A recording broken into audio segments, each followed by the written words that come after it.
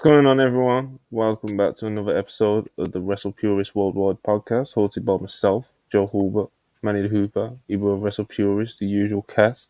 We're going to be talking, just some of the unfortunate injuries. It's like a long list of them that have all come out over like the past 3-4 days or so. It's actually been kind of weird the amount of injuries that have been announced or happened.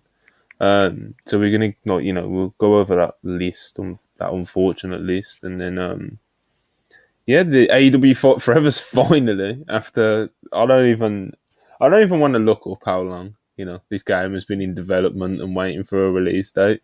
But it's been a very, very, very long time. A lot of people are very, very happy we finally got a release date. So we'll talk about that. We'll talk about whatever else you want us to talk about as well. We'll do our usual thing. You've got us for just under 90 minutes before Raw starts. So any questions, anything like that, send them in. Please like, subscribe, super chat if you're feeling generous. It's always appreciated. And man, I'm gonna go around see how the guys are doing. Manny the Hooper, how you feeling? All right, man. Just woke up from a nap. Still trying to get my bearings about what's going on about today. There's a lot going on, Shout out Carmelo. There's always a lot going on, It's a bit of a... Why did he announce it today? Ooh, Carmelo? Just, middle of the playoffs. So I just thought, I don't know. Yeah. I thought it was a bit... I'm not a big basketball fan, so I don't know how fucking retirements are usually announced over there, but... If it's a player that just finished their season, they'll usually announce it not too long after the season's finished. Melo, if I'm not mistaken, hasn't played this year, Manny. No, he didn't play at all. Yeah, no, because no team signed him. He's one of those retirements, Monty. This happens to a lot of players where late in their career they start bouncing around the league, team to team at the end, because it turns into one of those things where you'll sign with whoever is willing to take you. You know what I mean? As your skills diminish. And this was a season where Melo, nobody signed him. It is what it is. He's at that stage of his career. This guy is, I hesitate to say Nick Legend because he hasn't won anything super material with us, but he's definitely an iconic 2010s Nick. You know what I mean? I love the guy. He was the Nick player of the 2010s. He was a great Denver Nugget prior to that. American hero. Very, very well-known player. So God bless the guy. Sounds like a legend to me, to be honest. Yeah, I guess so. Melo's definitely like a name of he's a known. He's a name. Heard he's a lot of so. Yeah, no, I saw a clip of him today that I've never seen before. That he got KO'd on Kevin Durant's hip, and they kept playing. I guess they thought he was messing around. And he was literally knocked out. And then J.R. Smith tries to do a layup over his unconscious body. Yeah, and then he just looks at him pissed off because he's just laying down on the ground. Part of what makes him iconic, Monty, is he was drafted in the same year as LeBron James. So he's been around for a minute. Yep. And he has cornrows. So how many years has Bron got left in the NBA, do you think? Monty, I don't know how he's still playing now, but it's crazy, yeah. I have no fucking... He's turning 39 this year. The injuries are piling up. Yeah, I was going to say, how were the injuries piling up? How were his skills diminishing? Because I can't imagine he's still in his prime. No. To answer you, Monty, the best way to explain it is LeBron was inexplicably elite, elite, to a best in the world level until about a couple years ago. And these last few years, he's still been a very good player despite a noticeable decline happening. And as Joe said, LeBron went from the invincible Iron Man who never got injured to the last few years. Now it's a lot of little ticky-tack things happening: groin injury, knee injuries, foot injury, ankle, things like that. And I think we're now at a stage where we're in a territory where every year there's going to be stuff happening to his body that's going to diminish him, so to speak, physically. So I'm going to honestly say I think LeBron. I think he does. I think he has 2 to 3 more years. That'll be over 20 years, won't it? Yeah. Yeah. 2003 was his debut. I have a Champions Melo Nuggets jersey somewhere, but I was going to bring it out for a bit, but I don't want to go. He'll dig it out one day, He'll treat the people to it. But I can't even remember how we got onto that. Why don't you tell the people before probably Manny's fault, you know. Yeah, why don't you tell the people while we're on this though? Why don't you tell the people your experience watching Jimmy Butler versus? I'm a Heat fan now. I've picked my team. I've picked my NBA team, bro. Go Heat, you know. Monty arm with Heat culture lore is dangerous. It's gonna be tough. It's gonna be tough. I don't know what it means, but I'm ready for it. Monty saw Grant Williams trying to start shit with Jimmy, and Jimmy immediately like mounting like a 9-point comeback like right afterwards. Yeah. I get it. Jimmy's awesome. We need more players running the league. Yeah. Yeah, I was like, I'm going to watch some of the playoffs, and you know, I'll watch a few quarters here and there, and you know, I'll pick a team to root for. One of the first quarters I see is that fourth quarter with Butler, and you know, he brings it back. He's just more for the Heat, you know. Monty DM saying Jaylen Brown stinks. He does. I don't know shit about basketball, but I know that he ain't real, bro. That's Monty. Look, honestly, there's a lot of fake good players in this league, and you find out if they're real. The way we do in wrestling, how we find out people are real. We find out in basketball who's real in the playoffs. You know what I mean? So there you go. I was watching last night's game during the New Japan show, and I'm looking at it. I said, "Man, I can't believe what I'm watching, man. These Celtics, they just quit. They just quit." Did you say it in that tone too? Yeah, right. He definitely did. These guys are bums, bro. I said, I can't believe I'm watching this shit right here. Then I'm watching Charles Barkley roast them and everything. Like, it was a nasty thing, man. Yeah.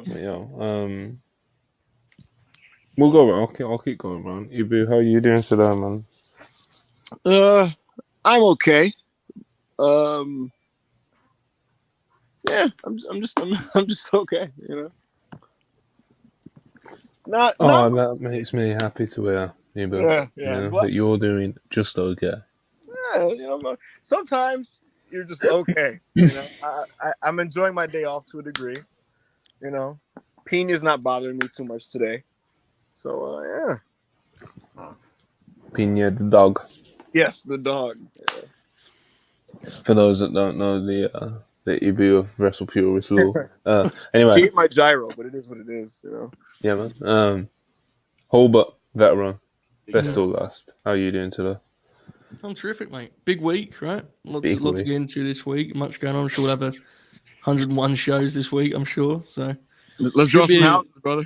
Well, it should be some pretty good paydays this week, is what I'd imagine. So I'm fired up. There's some graps going on, man. It's good times, and you know, Monty, you know that I'm going to need that money moving forward. You know, I made some decisions today, folks. You did. Monty and I will be in attendance at the famed Money in the Bank event that I ensured everyone I would not be attending. So please keep that in mind when sending a super chat. You know, it'll be necessary. You know, it will. I mean, the O2 fund. Yeah, man. I mean, it is what it is, right? I mean, it's going to be a ride, so lock in. But I'm fired up nonetheless. How are you, Monty? How are you, mate? Yeah, man, I'm not too bad. You know, taking each day as it comes, as you do. Mm-hmm. Same shit. Hold up. You say you're going to the O2 this weekend? Not this weekend, bro. It's definitely not what we said. No.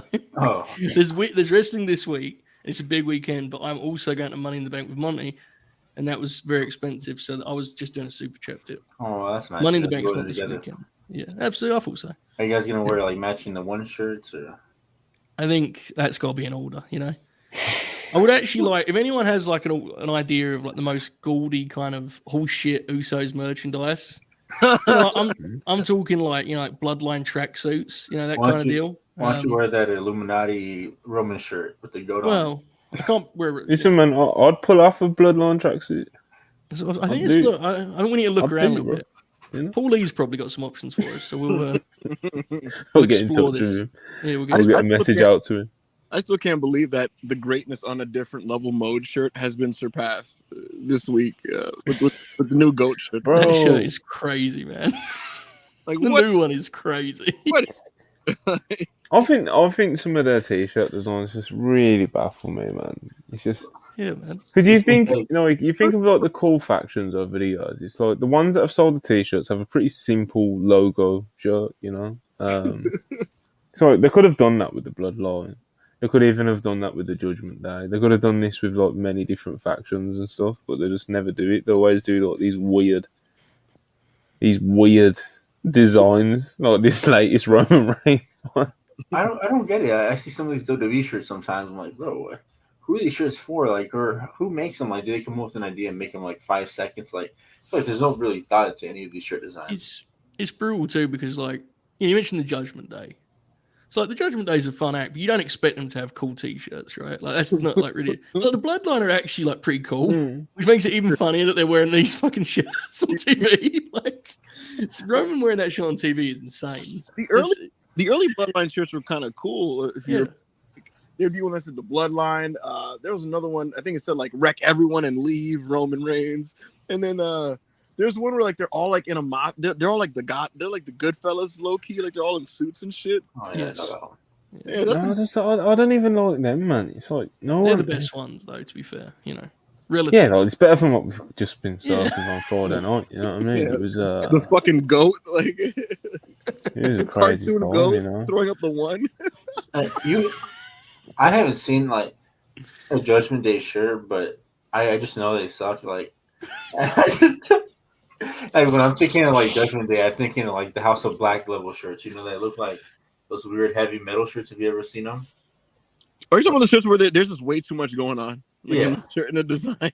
Well, but at least with those, you feel like they're not even wrestling shirts. They're just like some weird ass heavy metal band you never heard of or something like that. I don't know. I got an insight to what the shirt is going to look like for a certain someone coming back soon for AEW, and I think it looks pretty cool. We'll see how the public receives it. It'll be very interesting. No, it's gonna sell. I'll tell you what. People love the returning superstars. You know what I mean? We at some Superstars, point we need to sit down wrestlers, and like rank big the names. active.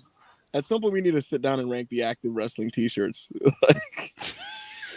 Because a I lot of don't them think are we need bad. to like sit down and like make a real point of doing it. Like black T-shirts. Something you do for like 3 minutes on a podcast and then Nah, get on this it. needs to be Move on. the main topic of the show. We do like a tier hold on. list. All right, so I'm gonna bang through these. We've got a couple super chats. Right. Keep them coming if you're feeling generous. We always appreciate them. Please like the video, subscribe if you haven't already. Darren KG $5 who says watched AJ Bryant from All Site Extravaganza over 2 today. Real grabs. What's each of your favorite ROH matches? Whoa, that's a big question. Yeah. Mm-hmm. Briscoe's FTR double dog collar. Yeah. Oh man. In terms of pure favorite, in fear of just repeating Monty's answer, I'll go elsewhere. I'll say Bryan and Kenta is probably my favorite from the 2000s. I think that match is like I've watched that match probably as much as I've seen any wrestling match ever. So Bryan and Kenta.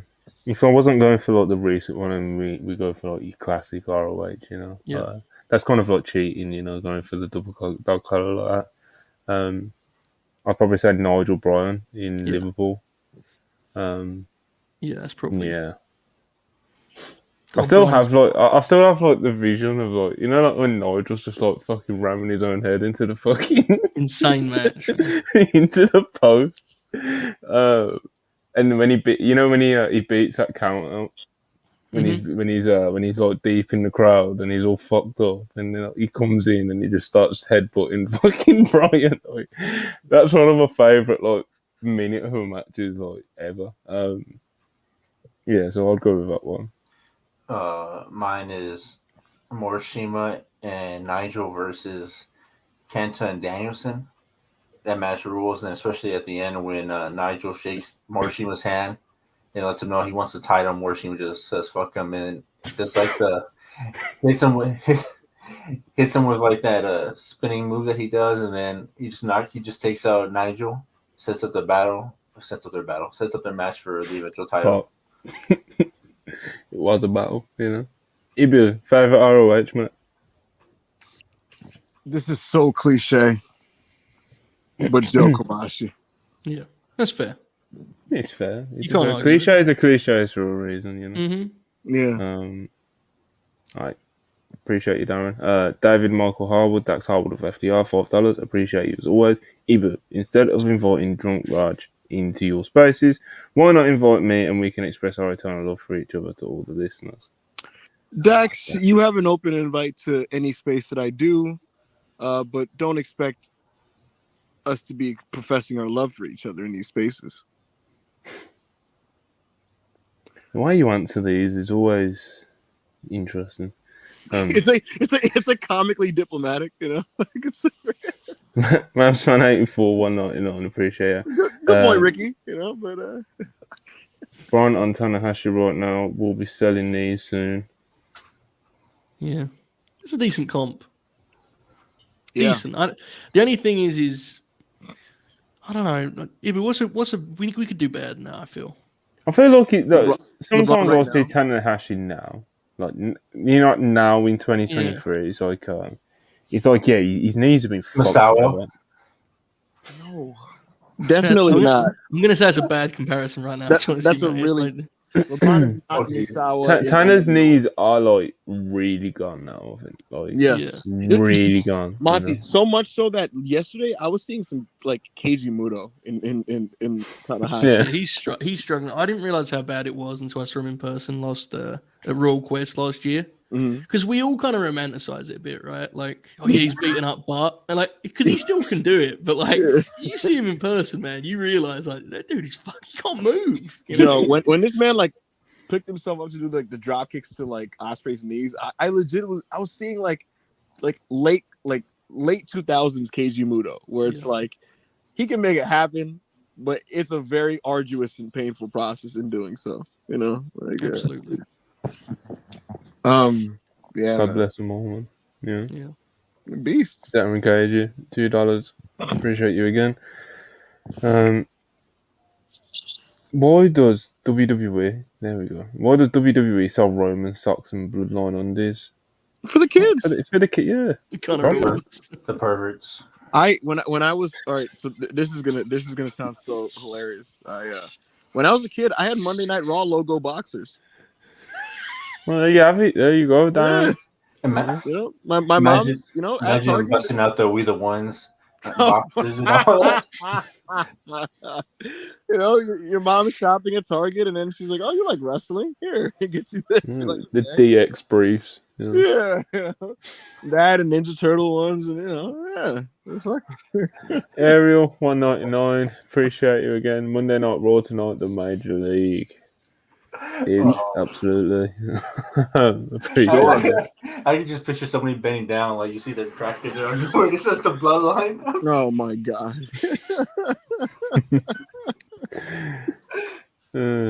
Showtime Spurs, $2. Money. Name 5 Disney princesses. Bro, man, what the fuck, man?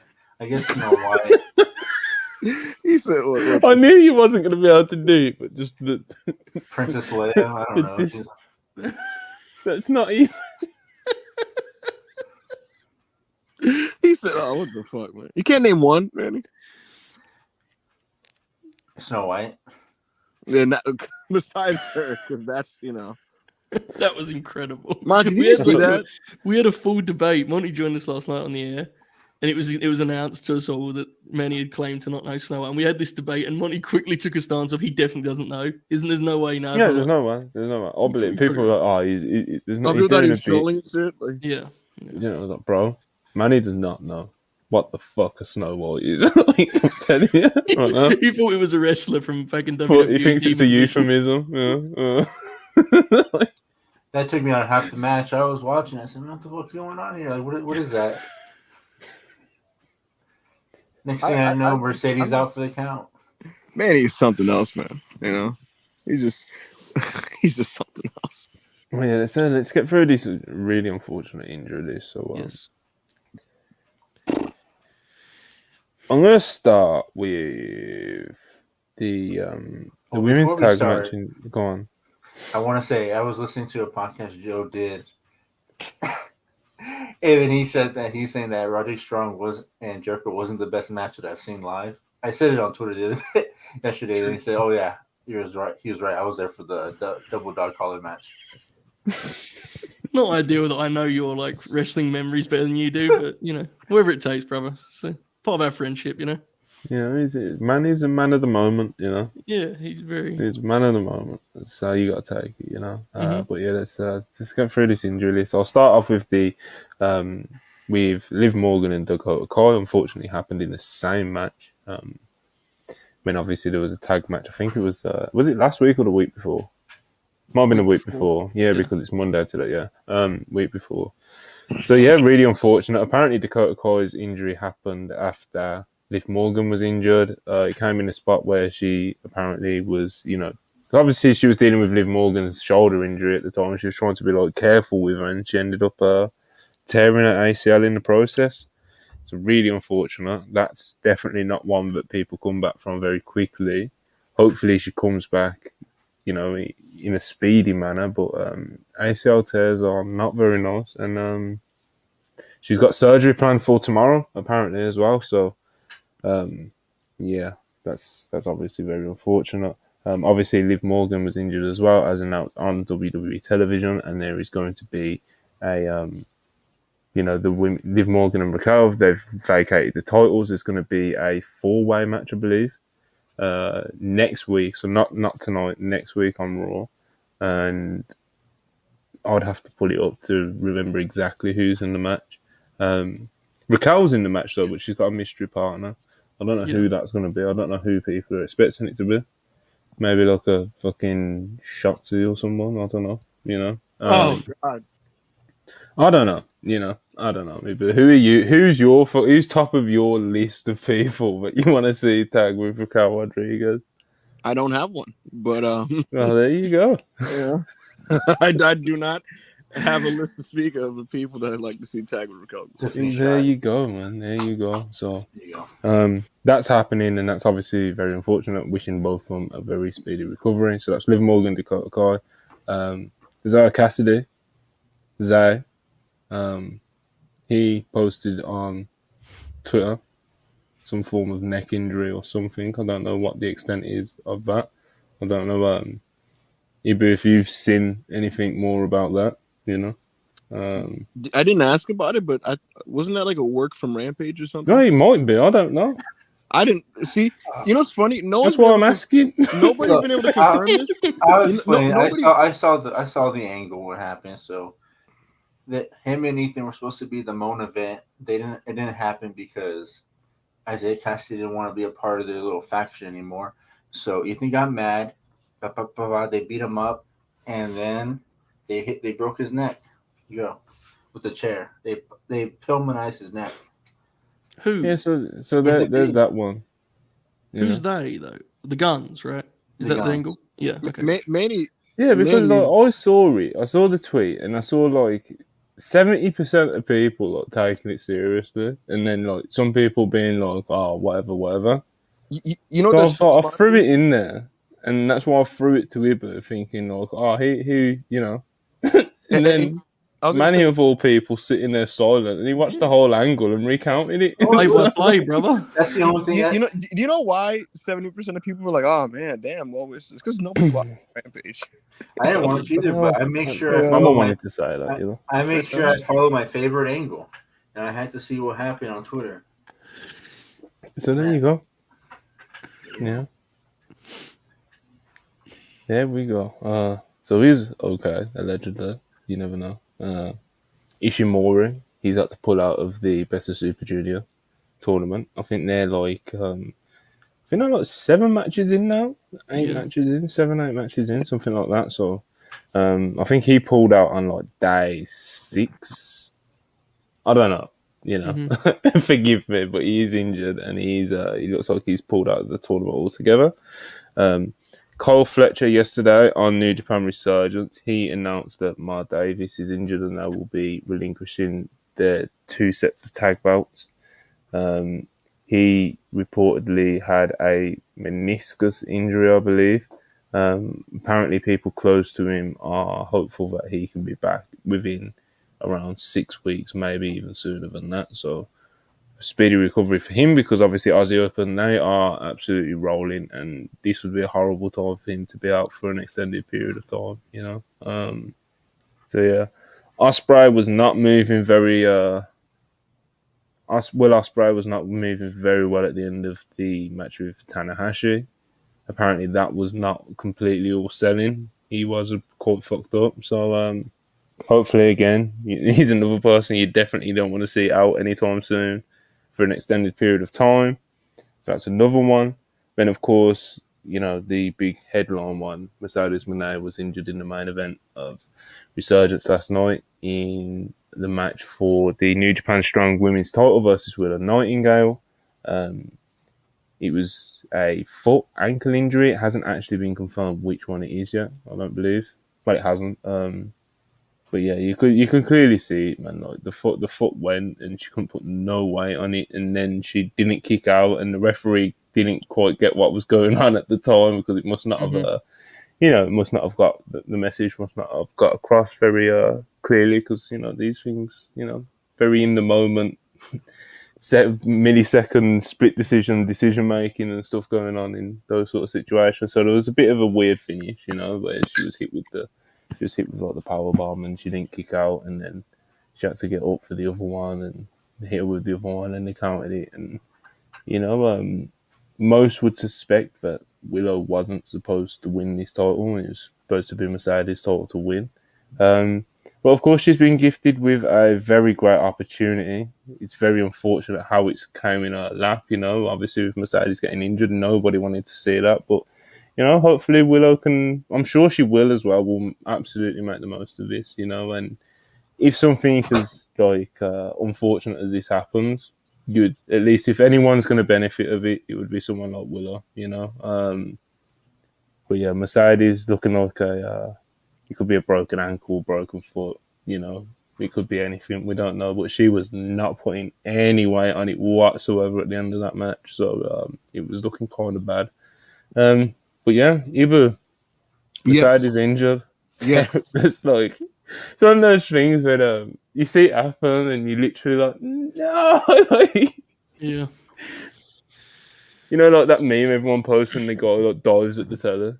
Yeah. It's like me trying to save so and so, and it's just Bro, Mercedes is precious to wrestling. Would you say, Monty? Dives at what?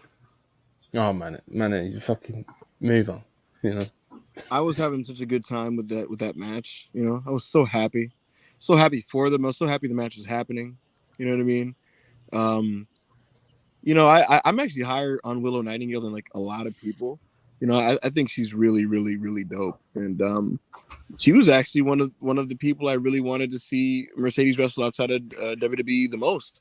So it was so cool that we got to see the match, and I'm so excited. And they got the great ovation. As it's in progress, it's exactly what I wanted it to be.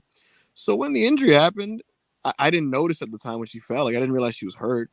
And then she did that like awkward roll through into the crossface, and I noticed that looked like kind of shitty, But I didn't like. I was like, all right, whatever. And then the powerbomb happens, and she doesn't kick out. And then I'm like, what's going on here? I thought she got knocked out. I thought she got concussed on the powerbomb, But yeah, man, Mercedes is hurt. If it's an ankle injury, if she broke her ankle, she's gonna be out 2 to 3 months. If she sprained her ankle, she's out a few weeks. If she broke her foot, then we're looking at most of the year. So let's just hope it's an ankle thing that she can get through. It's really unfortunate. I've been enjoying her run, and like my only hang up about her run is the fact that we just can't see her as much as I'd like to. And this definitely doesn't help that. So it's a bit unfortunate. I'm happy for Willow Nightingale. The pivot that I would like to see, frankly, is a double Jeopardy match between her and Athena on a Collision episode 1. The way you build it is these are two great wrestlers, a rematch of their first match that many people probably just didn't see. And they're both title holders, so the winner gets a shot at the other person's title. So that's something that I would like to see personally. So. Could be some good shit going on. Definitely some stuff to do with Willow. She's very infectious. Yeah, absolutely. Something that is like the perfect word for her. Get her in front of crowds, bro. She gets over. For sure. Every time. She's great. She's really like. It was noticeable last night because that match was interesting the way it's put together, right? Because Mercedes really excels as like a spiteful heel in ring. She's great at that. I mean, she's great as a bump and babyface too. But when she's really vicious as a heel, she can be tremendous.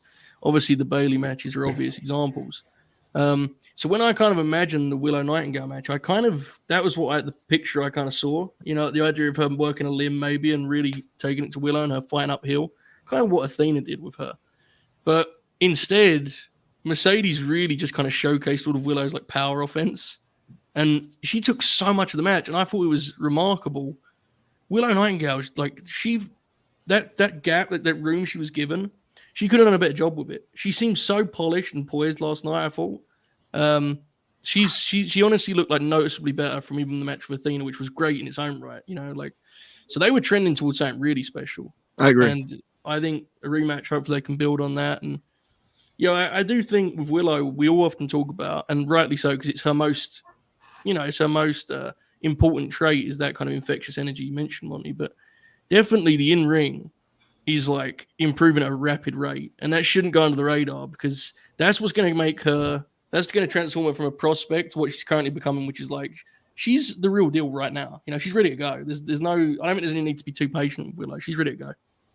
Yeah, 100%. It's she's coming along, like you said, at a really nice rate. You know, if you watch one Willow match a month, there probably will be a slight difference in all of them. You know, in the sense of like how she's coming along as a talent.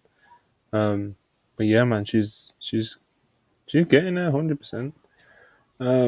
Mane, your favorite wrestler, Mercedes Mone. We all know this.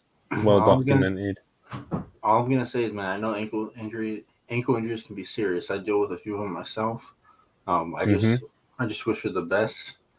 Come back strong, and shout out Willow. You know, shout her out, man. Carrying New Japan strong on her back now. On her back. I guess so. Yeah, well, that's what she's doing. All right, so what tidbits we want to talk about? We want to talk about AEW. Oh, and I also want to say something about Will Smith, Will Ospreay. Look, man, Will, you don't have to wrestle on all these indie shows. You know, save yourself up. You got a big summer. You know, I don't need you getting hurt on these indies. You know, his schedule is crazy. Like him talking about kind of wondering how long he has left, and then there'd been a match graphic of like, you know, Ospreay versus Bobby Fish in somewhere in England. It's like, I don't know if we need to do this right now, man. Yeah, but we don't need you to tour these little shitty indies in the UK, man. You don't need to do it, bro. Just save up. You got Wembley, you got Forbidden Door, you got Dominion. Hey, man, just rest up. That's all I'm gonna say, Will, if you're watching. Yeah. Who is fired up for AEW Fight Forever finally being finally getting a release date? You know, we're finally getting it for the people that have been waiting. I'm not the biggest game guy, you know.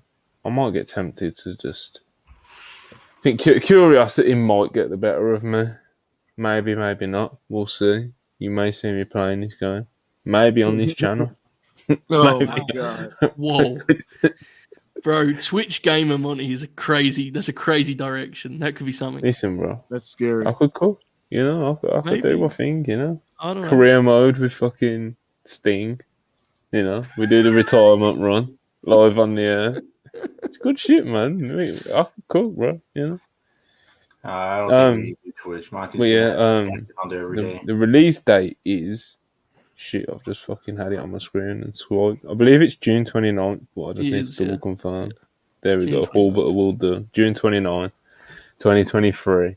17,000 years after the start of production for this game. Getting it. People are happy. We're rejoicing it.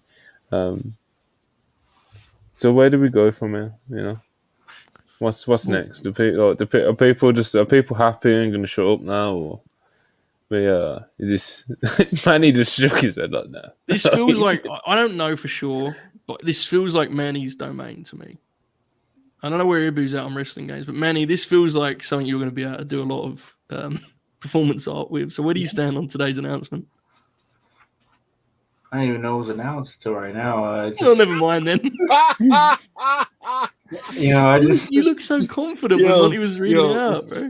Joe's taking the ball at the court like, I think Manny got it on the corner here on the wing here, and he kicks it out to Manny. He's like, all right. And then Manny's just like, What do you want me to do with this thing? It's funny because I got a PS5 for the main reason I wanted a new game system and I can play AEW game on it. And then as soon as I have it, I don't really play it, so it's just sitting in my room.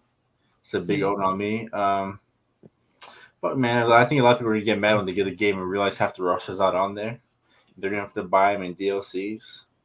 Have they announced the roster yet, or is that not? They added more names to it. I know Adam Cole's in it now. Yeah, I think that's just how they're doing it, Joe. I don't know if they're doing like a full roster reveal. It feels like they're just like, well, he's going to be on it, and he's going to be on it. And if you go to somewhere like Fightful, they'll have like a list of all the people that have been announced so far. But as far as I'm aware, there's still not been like a full. Lance Archer's tweet's funny about it. Let me see where it is. As someone who's not an expert on the matter, the rollout has been a quite fascinating watch. I'll say that much. There was one point where they said they released like an MJF reel, and they was like, we're going to do weekly updates. And that was the last one. That was the last of the weekly updates. That was like last fall. So that part of it's been weird. But I'm not an expert on it, so I don't know how normal or abnormal that is. Manny, what you got? Lance Archer's tweet. Well, I'll buy my first ever game system if then I guess he's not in the game yet. So that's pretty funny. That's pretty funny. Oh man. For me, my purchase relies purely on like how much Eddie Kingston's game model pops me. Like if it rules, I'll probably just buy it just to play as Eddie Kingston on occasion, Because I'm brutal, man. Like, it's not an indictment of the game, but I got the new WWE game and bro, I've played that thing like 3 times. I'm just too old. I don't do it anymore. Yeah, I was gonna say it's hard for me to care to keep up with the game longer than 1 to 2 to 3 sittings, and that's just kind of how it is. I haven't been a consistent everyday guy who plays video games since legitimately we're looking at close to 10 years. Yeah. So you're old, man. I hope that people want to hear. Yeah. I hope the game is really fun, because what's gonna happen is my brother's probably gonna buy it because he plays video games, and then I'll pull up and I'll see what's going on with the game. I'll play it a little bit, you know what I mean? Probably get my ass whooped, and if it's fun and it pops me, might fire it up a couple times, and So I hope it's fun. I hope that people enjoy it. You know what I mean? I've seen the whole argument of gameplay over graphics and all that type of stuff. I just hope that there's not a lot of bugs. I hope that this delayed release has led to a game that's just very well put together with very little issues that need to be fixed up and with whatever you want to call them. So yeah, man. All the best to Fight Forever. I hope it all works out. Hey man, that's the thing. You gotta hope it works out, because they've put a lot of money into it from the sounds of things, and the whole debate has literally been what Ibu touched on, gameplay or graphics, and it's they are definitely going for the arcadey feel. Yes.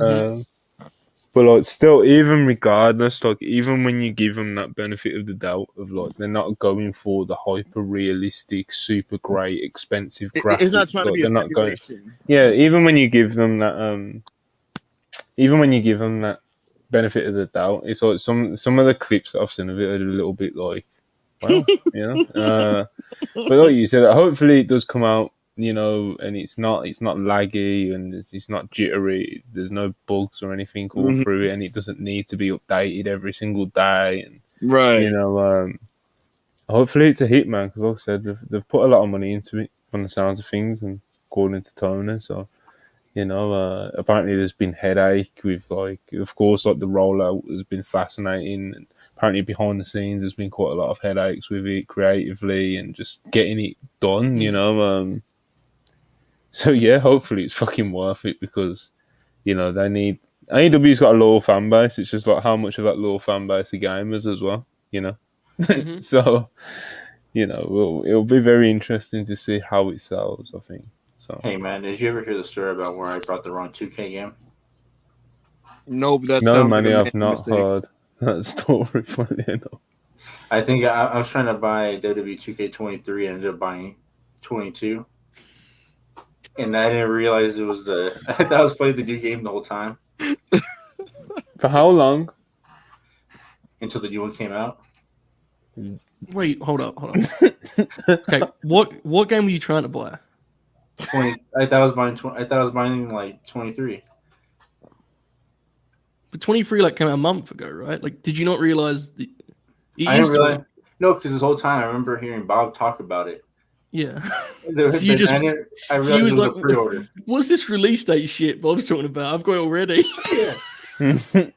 Oh my god! I didn't put the two together. And then after he said he got it downloaded, I said, "What do you mean you got it downloaded?" I had it the whole time, and then I realized it was 22, not 23. The reason you've impressed me with this story is the games used to come out like in the fall, so they might be titled after the year that's coming up, right? You know how like sports games are. Yeah. But now they're in April, so they're just called the year that we're. Right. Many looking at 22 and being like, "Well, fuck, man, predated. God bless."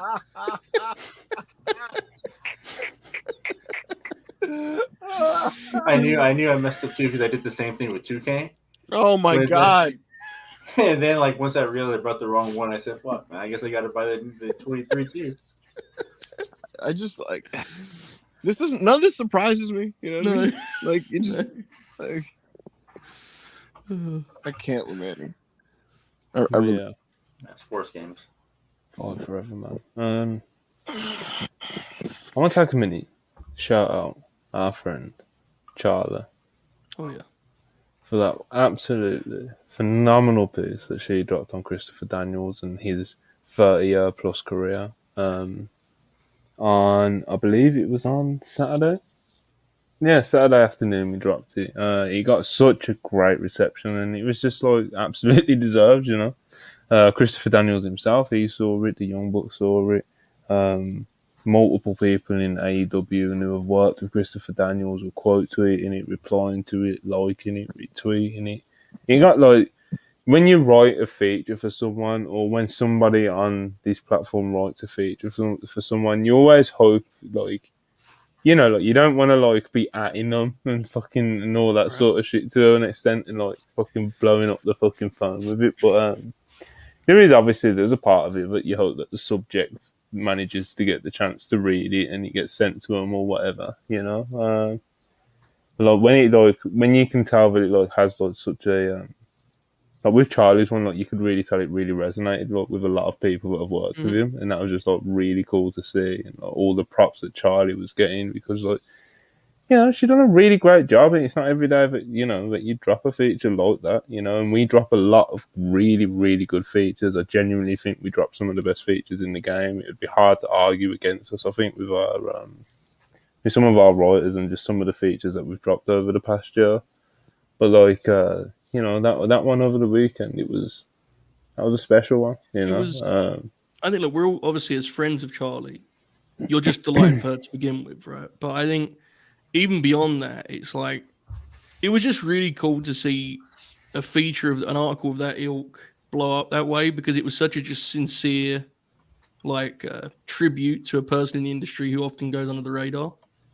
And I think the space would be a lot better for pieces, you know, of that kind of that attitude. And they're not going to be as well written as Charlie's was by any means. That was a special piece. But what I'm getting at is it was nice to see something with just great intentions and people reading it and saying, I'm glad this is a thing that was put out there on a major platform. You know, like we need more of that in the game, genuinely. And hopefully, I mean, I certainly speak myself, like reading it, I was like, you know, this we need more of this stuff. So hopefully more to come on Aaron and everyone. Honestly, it would be better for the game if there was more of that stuff. So shout out to Charlie. It's a positive contribution to the space, and I was just so happy for her and inspired by how wide-reaching it was, you know, and just the response she got from everybody within the industry and stuff. So I couldn't be happier for Charlie. I think it's great that she did that.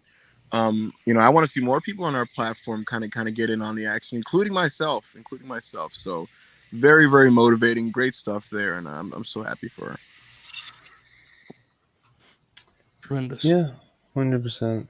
We are like I said, I've made a fucking wanting to make a point of saying it on here and spend a minute just putting it over, you know, because like I said, you don't see features like that every day, and you don't get wrestlers every day getting features wrote about them like Christopher Daniels, and people like Christopher Daniels don't hit a milestone of 30 years in the business and still being relevant. Unbelievable. He's not the CD that fucking opened up Ring of Honor all those years ago, and he's not the one who was in the X division having the classics and stuff. But he's still, he's still relevant. He's still around, and he's doing his thing, and he's at a major company at AEW, and he's got a nice role there, and people enjoy working with him, and he has such great respect from his peers, which you saw with, the reaction to the feature that Charlie wrote.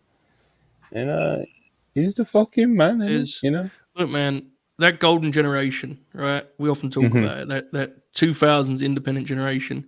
He's from before that. And none of those guys are the same wrestlers, but they don't come across Christopher Daniels. They all cite him as like a big brother, which is the generous term. Others have just straight up called him their dad.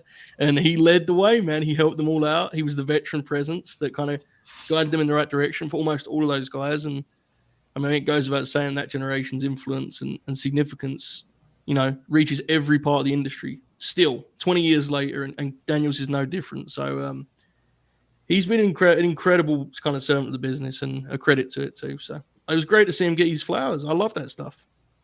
Tremendous. That's the thing, and just seeing, like I said, all the people that have worked with him, like just coming out and just being happy that he's getting some flowers, Yeah. And then that just kind of turns it, because it really became kind of like a thing. Because like the weekends for the news, like unless something like really dramatic happens or it's a pay-per-view, like, they're quite quiet for the news generally. Like we dropped that on the Saturday, and it kind of became like a topic of conversation for the day, which is always really cool to see, and everyone's just putting over Christopher Daniels, sharing memories they've had of meeting him and shit, And like I said, man, Christopher Daniels is definitely someone that deserves his flowers, man, and you can never kind of put him over enough, because he's not, he feels kind of like a, like he never got like the big $1 million deal and shit, you know. He's kind of like the, I don't know, man. He's like he was like a big indie wrestler before people even knew indie wrestling existed, He was the original.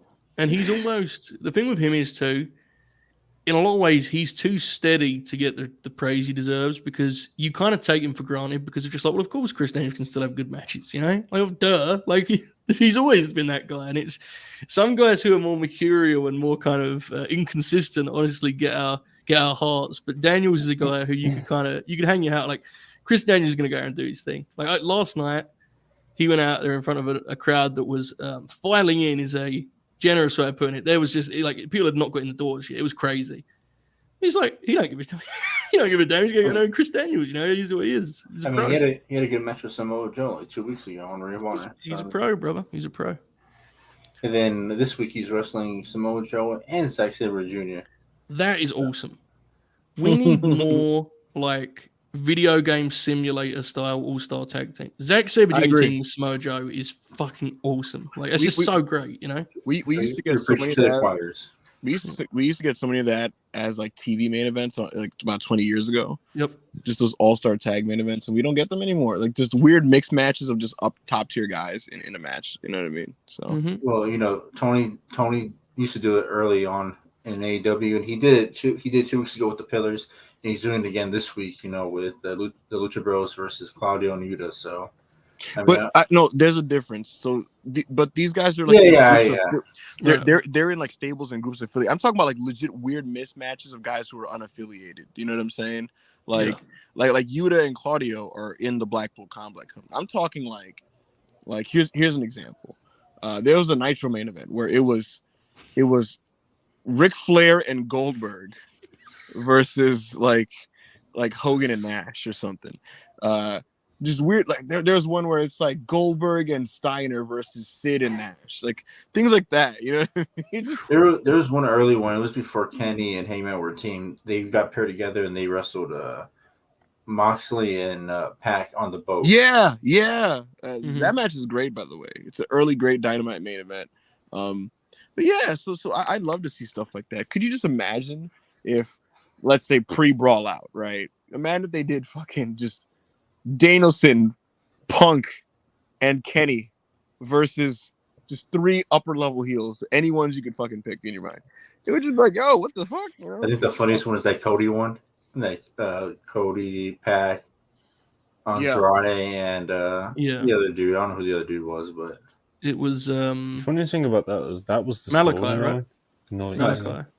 Yeah, they made too much of a show of it being a mismatch. That was quite the deal. One of the best AEW ones was when Mox and Punk teamed up against FTR. mm-hmm. That was really good. That really felt like an old school deal. That was tremendous. Good shit, man. Mario Jr. always pops, man. 199. Joe, a man of many talents. Muscle Joe, stroke pose. Look, man, I respect it. I appreciate it. It's not happening. I will not waver. I'm not one of these young You are guns. firm on it. You are. I'm not one of these young guns who hears the people coming up and does the highest, but like, I ain't doing it, bro. I ain't doing the dive. You know, I'm gonna go headlock takeover. But I have taken this super chat as a sort of comedic gesture in my support for the fund for the O2 Arena. So, with that in mind, thank you very much. You'll throw up a 1 on July 1st. Yes, indeed. That's the pose. Absolutely. Masfan84, 199. Appreciate you very much. Juice Rosser was legit my favourite match yesterday. Interesting. The match was awesome. It was a hoot. I had sincerely recommended it to Ibu and then realized it was 23 minutes long and retracted my recommendation swiftly. Fairs. I used the Vampire Steel, $5. Shame I'm not in the game, but apparently cannibals aren't allowed.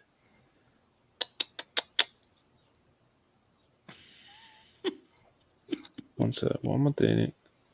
Like Cody. Here we go. Cody Willis 199. Big weekend coming, Under Siege. Night of Champions, Battleground, Double or Nothing. A lot going on, mate. Battleground's the NXT show, right? Yes. Yeah. Why are Impact doing Under Siege on this weekend? Bro, hold on. Before we pick this apart. Right.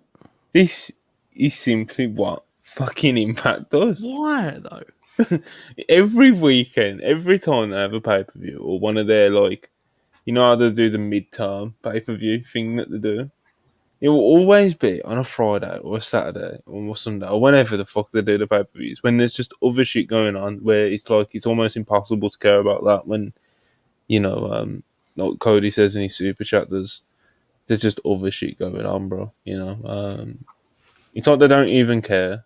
No, they must think that I think it shows that they don't even like care about like potentially getting some of those people. Like they just must think that they just can't get them. You know, you know, like, just like kind of like a defeated mentality about it. It's Friday, I think, right? Under Siege. So I don't know. I mean, going on the Friday thing kind of fascinates me in general because, like, I guess they have different audiences, but like a lot of people watch SmackDown.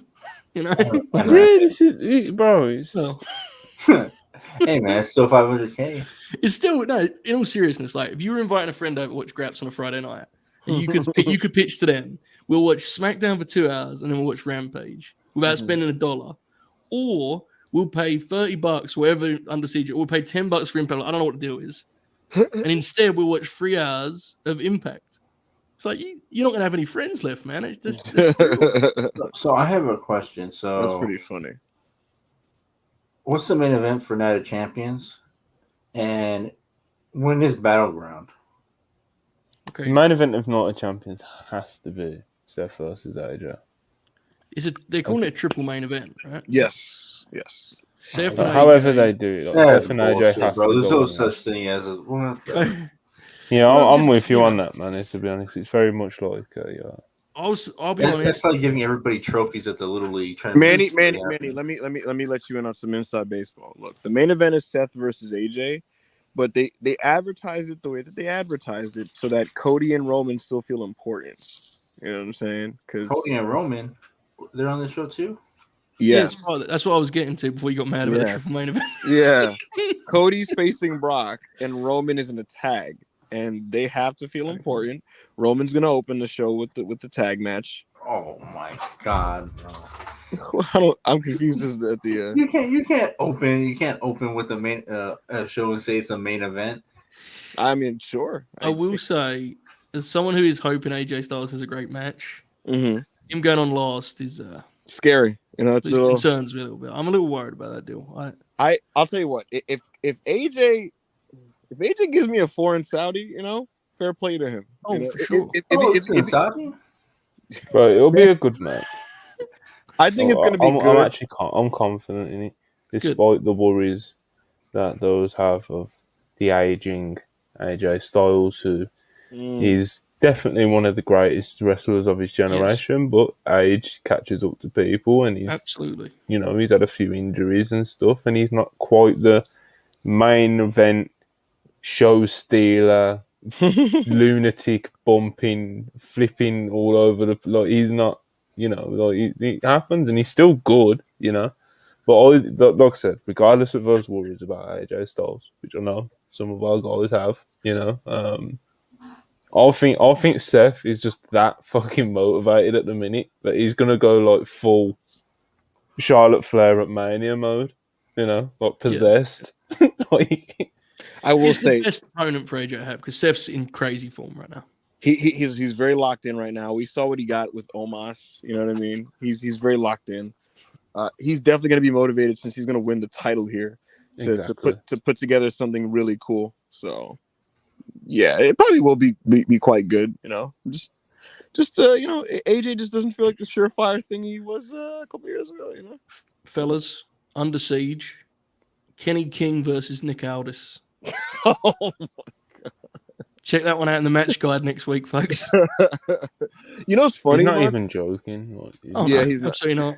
You know what's funny, Monty? That NXT show has a couple nice matches on that card. So when is this Battleground show gonna be? It's going head to head with Double or Nothing, so no one's gonna watch it live. Oh, that's bullshit. Nobody's gonna watch it. No one's gonna watch it live. That's bullshit. He said bullshit. Some people will just not. Nah.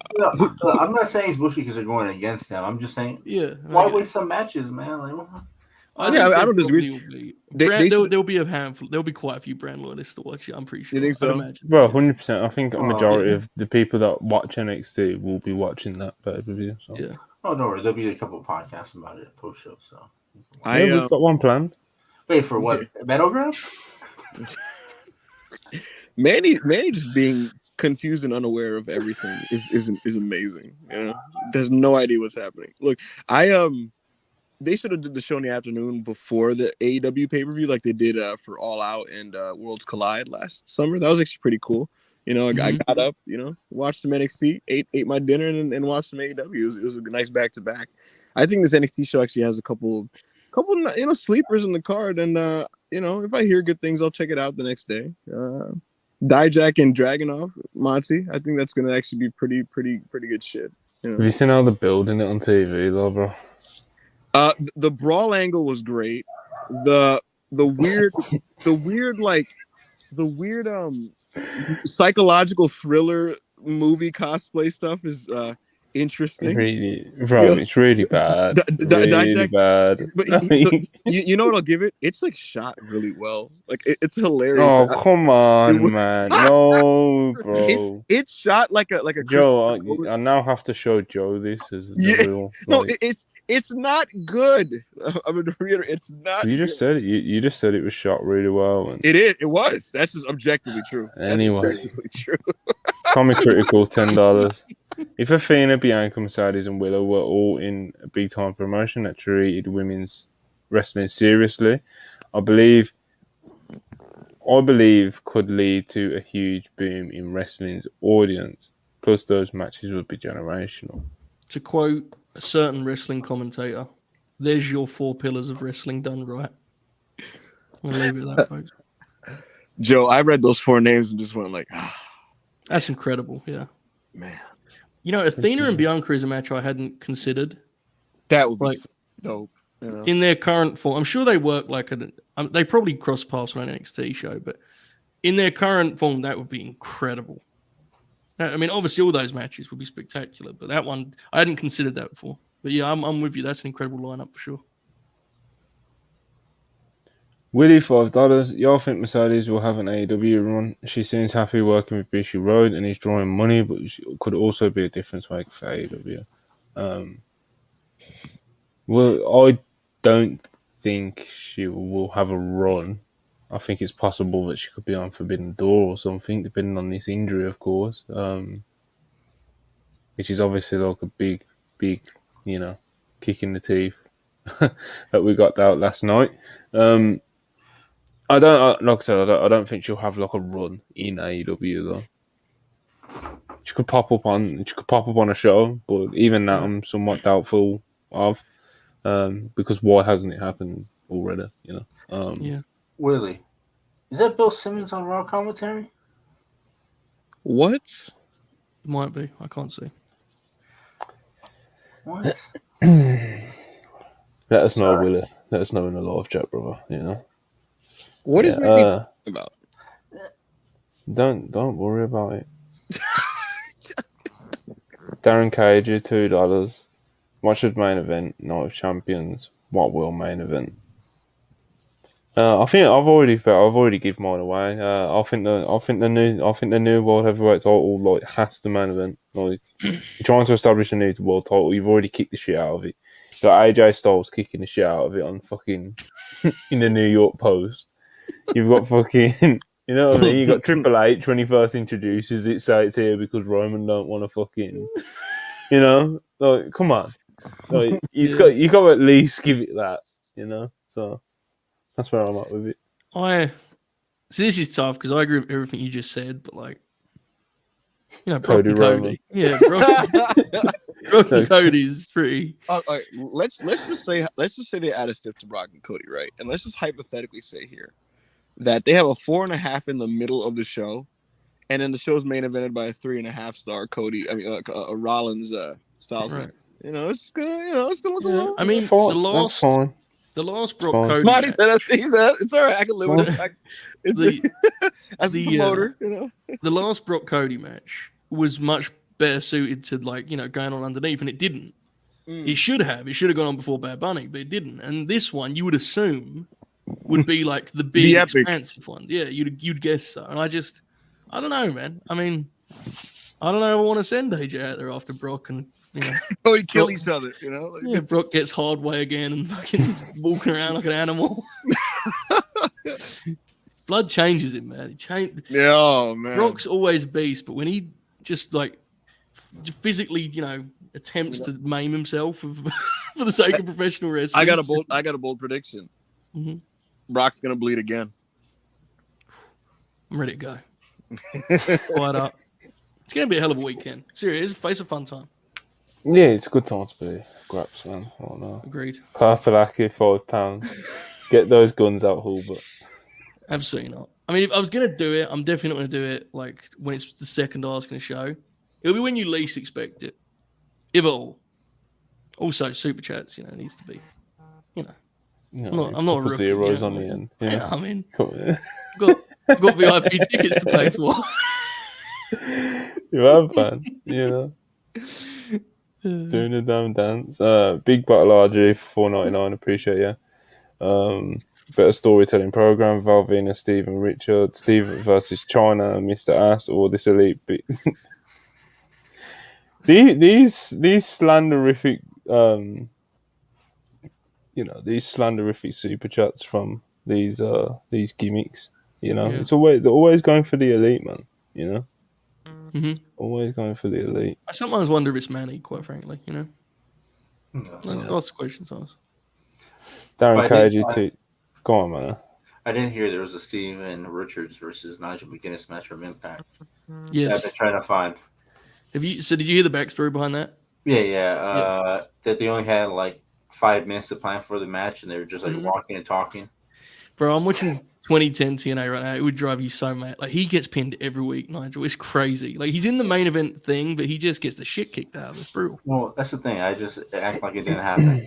Besides that one Kurt Angle match. Fair. Not anymore. Ibu, turn those fucking vibrations and notifications. I don't like how you said that. You bro, just like we're going back like it's 12 months to like Ibu first time on a podcast where he had his phone blowing up right next to the fucking microphone again. Get it together, man. The funniest thing that ever happened. Monty, what you just heard, that is what Backup Hangman's fucking phone sounds like when it, cool. You're so popular, bro. Anyway, Joe. So that was funny. Did you ever see those comments where Hangman used to record stuff on his phone, and his phone would vibrate, and people thought he used to fart during his videos. Yeah, who Yeah. remembers that? Yeah, man, I'd be filming something and we're like, "Brr," and people are like, "Damn, bro!" I'm like, "Nah, it's a fucking notification." But yeah, Darren Cagey, $2. Question for Joe: why does Adam Lavelle pop you so much? How long have we got? Because I'm currently working on a We've got documentary. 19 minutes. Well, I'm currently working on a documentary that's going to explore this matter in more detail. I just, as a believer in real graps, I'm always in pursuit of others. I was going to use the word like-minded, but that seems like a dangerous game to play, so I'm just going to say others. And, you know, sometimes I just want to hear about whether or not wrestling is being done right, and certain voices I go to in those occasions. Mr. Lavelle being one of them. There you have, Darren. There you have it. Linnea Harley, $2. Appreciate you very much. Of the elite, who's the most likely to leave? Leave what? The elite as a group on TV in kayfabe, or like leave AEW? I think the latter. I think the territory.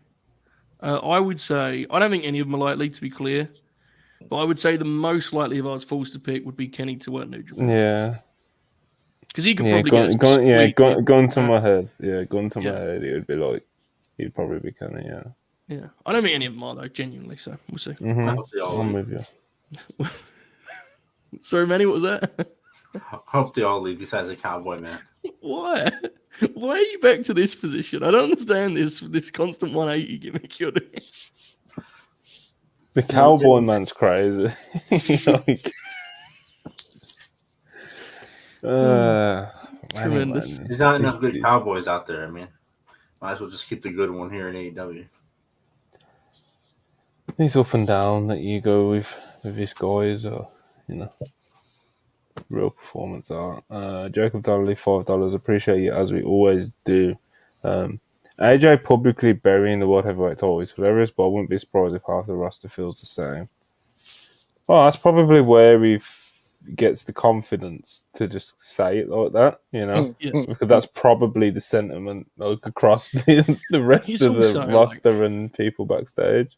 When you're AJ Styles, I mean, you can't do much to AJ Styles, of right? course, True, But yeah, it was interesting. Obviously, in the New York Post, just to read the quote because I've got it in front of me. AJ was asked about the World Heavyweight title, and he was like, "Is it secondary? Well, if Raw Championship is held by Roman Reigns, the SmackDown Championship is held by Roman, then how can you argue it's not?" It's absolutely true though. Like, genuinely. Yeah, it's just he pointed out a few factual statements. Yeah. Did the maths, came to a conclusion. Yeah. You know what makes it funny though? Like, some people pointed this out. Like, there's a decent chance they told AJ like this week, like, yeah, so Seth is going over, and he went, I didn't want that piece of shit anyway. I didn't fucking want that fucking belt. Just like, because I have this weird feeling that like if they told AJ a week ago, you're gonna win this championship and we want you to make it feel special, he'd be doing media tours right now, going like, well, I'm trying to make it the biggest thing in wrestling. I'm trying to really. Oh, he'd carry some of those Impact belts with some real. Yeah, that's what I'm saying. But they told him Seth's going over, and he's like, well, this is a piece of shit anyway. It's fucking this tin belt, this fucking belt. Yeah. So, I'll tell you what, you know what is a prevailing backstage belief now? There's a lot of people that like just resent Roman Reigns. Like just his schedule, his leeway, the hostage belt situation. Hunter's aware of it. Hunter's whole thing is like, yeah, I hear you, but he's wrong. Well, that's what it's always like that. It's always like that in WWE, bro. It's been like that for ages, isn't it? To be fair, I could be wrong on this, but didn't AJ in the same interview say like, I've told Roman if I could have the same schedule, I would. Is what it is. Like your thing. I mean, you can't. It's just one of those don't hate the player, hate the game deals, right? I mean, it is what it is. Basically, which is why Hunter himself has basically told the boys like, yeah, like I hear you, but what do you want to do? And what do you want us to do? And it's like probably, you probably could have had Cody beat him, but fuck it. Right? Just let him do tag matches instead. Literally, if Roman came back from a 1 month post-Mania hiatus, not as champ, doing tags with the Bloodline, no one would be having a problem with it. Would anybody have an issue with this? You know, That's the funniest part about this post-Mania. Like, I'm not even as against it as a lot of people are. Like, I think the Bloodline stuff is compelling. But like, why does he need to be the world champion? No, Like, it plays no part in anything that's happening. Anything. Like, it's bizarre. And then Brock and Cody could be for the belt. But anyway. oh my God. Like on so many levels, like just fucking God damn it. Yeah. Glick Foley 4.99. What's one wrestling unwritten rule / tradition that you would change, whether it's a booking practice or something else? Immediate one comes to mind. Anytime the champ wrestles, I think it's just dumb when the belt's not on the line. I just think it's silly. I think it like is an immediate logic thing. Like anyone who's watching, I don't want to use the phrase casual fan, but anyone who's not like, aware of the kind of playbook that Glick Foley is referencing here, I think would immediately like, why is the belt not on the line? It just doesn't make sense. If the belt isn't on the line, the match isn't worth booking to me in a lot of ways. So that's the one that comes to mind for me. I'm trying to think of a good one, but wrestling tropes and things. I can't think of one off the top of my head, honestly. Mane, you got anything for us, or really good question? You stumped us, man. I'd have to think about it. Yeah, I'd have to think about it. I don't know. What do you guys think of the title can't change on a DQ or count out? Do you guys like that as a booking tool, or do you think it makes no sense? Where do you guys stand on that? I like it. I think DQ.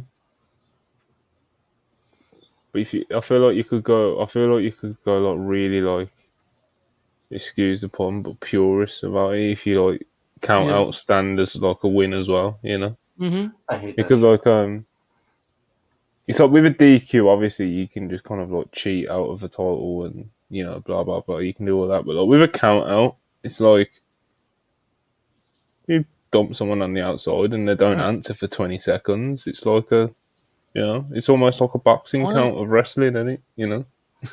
It's like, I think it's hard because I'm torn on this because I do like it as a traditional booking play, and it's saying that we don't see as much anymore. We do sometimes still see it. I saw it last night.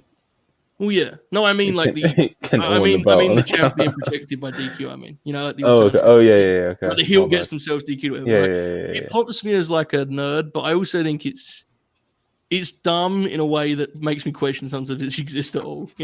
Like it really puts a lot of logic into question in terms of why the heel bothers to wrestle. I mean, you can always do the thing they get fined, but like I don't know. I'm never too keen on that. But that's another one. I don't know. The only example I can think about that is when Peter Yan lost the title to Sterling on a DQ. Pissed me off. Or who did Roy Jones fight back in the day? Got DQ'd. Remember that back in the olden days? This might be before your time, Manny the Hooper. Roy Jones. I don't know. I mean, I don't know what Griffin, Montel Griffin. I don't know. Anyway, enough about Roy Jones.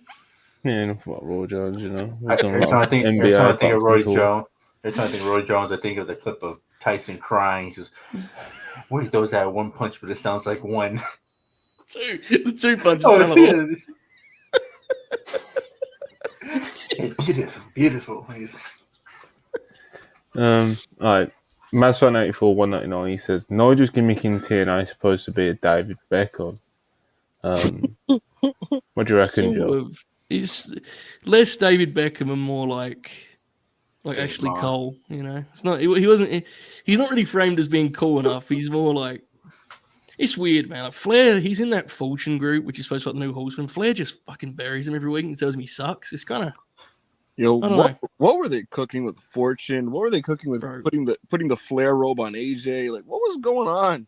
I've been watching it, and it's like I've been trying to figure out because Flair is awesome in that run. Yeah, why is he with AJ Styles? Like in an ideal world, I think you put Rude with him, but you still have Beer Money. Still has a couple years left. You don't want to cut Beer Money off. It's just hilarious because like Flair will cut these like really exciting promos that are supposed to put over AJ, and halfway through they just put over himself. Like he'll be like, "This is the greatest wrestler in the world today, AJ Styles." One of the best ones is he's convinced that Beer Money's gimmick is they're both cowboys. And the whole point of the gimmick is that one of them is a cowboy and the other one is like the rich, businessman. But he refuses to catch up on this man. Like he just keeps calling them two cowboys. He never adjusts. It's incredible. Oh my god. The other thing about this era is like every veteran, like Hogan, Bischoff, fucking Flair. These people, like the weird, subtle disdain they have for like the actual culture of TNA and the X division is so odd, bro. Like Hogan will be like, "We're moving on to the next level, brothers. No more 6-side bullshit. All right, 4 sides." I'm like, what are you doing? Like, that's what we like about TNA, you piece of shit. You know? It's brutal. It's terrible. But it's so also bad, it's also. Why are you actually recapping this Ric Flair run? It's real, bro. Like he punches himself in the head and pours blood, and he. Yo, wait, listen. Here's the thing, Monty. It's really bad, but it's also real graphs. Yeah, like I was telling the guys last night, like he spends 3 months trying to get Hulk Hogan's Hall of Fame ring back from Abyss, for not just because he's mad that he's got it. His WWE Hall of Fame. Yes, and he calls him the Abyss, which fucking rules in itself, and no one tells him otherwise. Monty, he's so mad about this ring. Am I misremembering this, Joe? Didn't they have a Mick Foley, Ric Flair like promo segment where they're just yelling at and shit? And like Ric Flair's just like, You'll never be as good as me. You'll never be as good as me. And he's like punching him in the head and shit. And Mick is just like, "Damn it, Nature Boy! I never cared about you. You never had my back. You always used to bury me in your book." And they're just yelling at each other about shit that has nothing to do with Impact. Yeah, old dudes just yelling about their beef from 6 years ago. Like, they're yelling about their book and shit. Like, Look, the one thing I'm gonna say about this thing right here, this super chat match, I love Nigel, but try to make him like David Beckham's crazy, man. I mean, yeah, David Beckham's like one of the coolest guys of all time. You see the PSG crew, like Messi fanboyed over him when he saw him.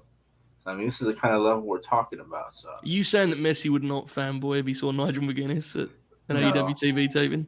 No. Okay. You never know. Yeah, you never know, bro. You never know. Greek Fowler, $4.99.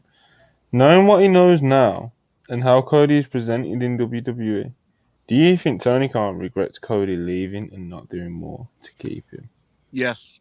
I feel like a part of him kind of has to, right? Like even though there's real arguments in terms of he's a better fit in WWE, the run comes from a natural. There's a lot of logical, but when you put your head on the pillow, there must be a part of you that thinks, "Fuck, I probably could have played that differently," you know? I don't think he would have been. I don't think he could have been this superstar, top babyface on the planet in AEW. But I definitely think he's still like shit could have been done, and you know whether that was whether a lot of it was Cody booking himself into a hole towards the end or whatever. I bet like Tony wishes that he could have like handled that part of his booking at that time. I bet he feels like he could have done something that could have changed the trajectory. Whether he actually would have been able to do anything, I have no idea. Which is a whole other conversation in itself. But yeah, obviously, seeing him then go main event WrestleMania, you know, it's 100%. I think it's something that he thinks, you know, he could have got some more out of Cody Rhodes, you know. Yeah. Could have maybe talked him into a heel turn or something. Because that's what a lot of AEW fans will say. They'll be like, well, he could have stayed in AEW and all he had to do was turn heel. And he would have, you know, he would have been hot again, blah, blah, blah, blah, blah. But yeah, but like, would he have been what he is now? You know? I mean, so probably not. So, my boy TK doesn't lose sleep over Cody leaving. I'm sure TK gets sleep in general. I don't even... I mean, Cody's Cody. I mean, it's whatever. I don't even see people talk about him on Twitter anymore. So, well, that settles it then. The only time I see Cody's name brought up is during Worldwide on Super Chats. One of my favorite agenda. One of my favorite. You know, when people have just got like the horseshit agendas on the timeline that creep through. You know, people are like, "Oh well, Cody. Everything went wrong in AEW after Cody left." You know. Yeah, people could say that. Yeah. You know, Cody kept all of this stuff. Then Cody's doing interviews saying the spirit of all in died. You know, he was so dramatic. That first press round he did at Mania when he did the whole like sometimes structure's necessary. You know, he did that speech. Like, I hated it so much because that I heard those clips and I said, I was like, yeah, I'm gonna watch this stuff, and then I heard the press run. I said, no, fuck this dude. I'm not gonna listen to this guy anymore.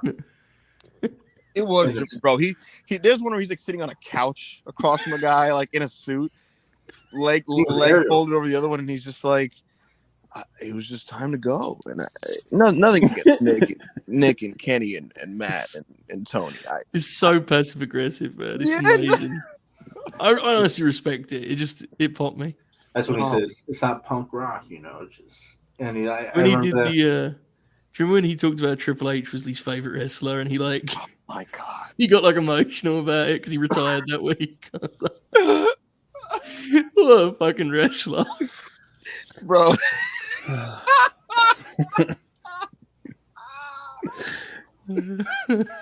This is why it's part of why we love Cody Rhodes. I'm with he's it. He's nuts, man. Bro, when he cries, I feel like he's convinced. Like in the moment, he convinces himself, and then he just kind of like he gets emotional in the moment. But I'm like, you are a sociopath, bro. That promo he did with Paul Lee when Paul was talking about like ECW and Dustin, Cody like tried to cry like 15 times in a row. He was like whipping his head back and forth in agony, and looking like he's clearing his throat and shit. Like Joe Heyman. When I used to see those Cody clips, whenever they used to come on my timeline, bro, like I'm like, how many tears does this guy have? I mean, I've never seen anybody cry this much. It's so funny, bro. There's a line in that promo where Paulie's like, I can promise you, your dad loved you, and Cody's like, fuck, man. It's like, what the fuck is going on, bro? Why doesn't he Paulie to tell him this?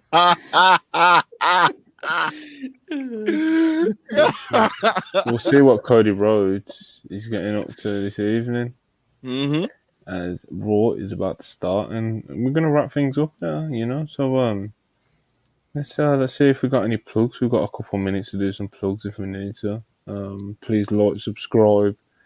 The super chats have all been appreciated, as always. Joe, yes, I know your weekly match guide is on the site. We will be pushing that through tomorrow. We ain't going to do it mid-Raw, but we will be... Tell us about what people can expect from the weekly Hulbert, as I like to call it. It's a varied bunch this week. It really is a pretty unique selection. Couldn't get the King of DDT stuff in. That'll be covered elsewhere, even if it's not next week's match. It'll be posted separately. But I'm sure everyone was waiting for that. Well, that stuff's going to be in there. That's what you like your quirky things. You got, you like your variety. The big one is Roddy and Jericho, right? You got Fight Without Honor. You got Trinity's Impact debut. Nice. You got the Usos LWO tag, which was just a beautiful 3.5-star affair. My kind of graps. And there's a bunch of stuff. Might have to go quarter. Brothers, Might have to go quarter up on that Usos thing, brother. I don't know. You have to revisit the tape, brother. But yeah, it was a really cool week wrestling, and I will say next week's match guide maybe like a couple hours later because I'm going to obviously try and fit some double or nothing business in there too. So of course. Appreciate everyone's support on that thus far, man. It's been Expect a good a lot time. of coverage on the channel for a lot of the weekend shows happening this weekend for the record as well. Yes, and Manny, finally. Any plugs? I don't really have any plugs. I just want to say I heard a nasty allegation that I'm a Man City fan, which is not true. Man United, all the way. And then everybody, man, go find 17 minutes of your time to go watch Bruno Sammartino versus superstar Billy Graham. Really good match. Some real grabs. Rest in peace, Billy Graham. Shout out and rest in peace to Billy Graham, one of the most influential wrestlers of all time. He's why Hulk Hogan is who he is. He's what Scott Steiner emulated his look in the 80s. There's so many guys I can name. Don't have the time to do that now, but shout out to Billy Graham, and thanks for the shout out, Manny. All right. Absolutely. All right. Thanks for watching, everyone. Peace.